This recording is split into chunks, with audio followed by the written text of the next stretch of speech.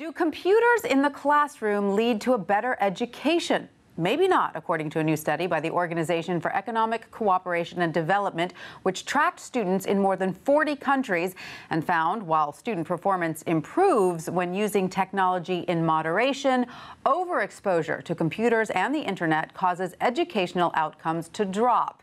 Here with more details is WSJ reporter Ben Kesling. Ben, thanks so much for joining us. What were the key findings of this report? Well, the key finding is that there's sort of a sweet spot, it appears, with technology use in the classroom.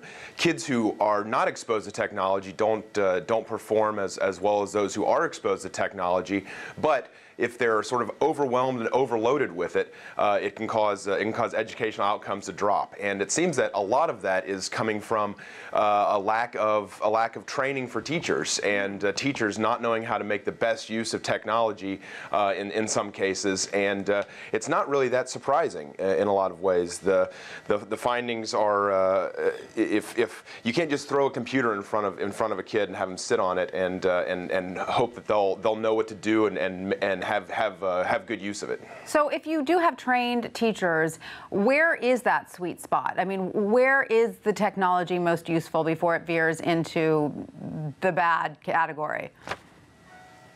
Well, speaking with some experts and people who follow technology in the classroom, they say that there's so many variables that go into knowing what that sweet spot is, that there's no real way to know that it's not a time. It's not saying, hey, 33.5 minutes is exactly what kids need. It's that children need to have exposure to technology and have people who know how to use it. So speaking with advocates for technology, they said, hey, more technology isn't necessarily bad as long as there's a lesson plan to go with it. Right. So it seems that the technology can complement good teaching but can't replace poor teaching. So would it follow then that if a school faces a choice between spending money on computers or good teachers, it should opt for the latter? Well, that seems like a sort of a catch-22 there. There's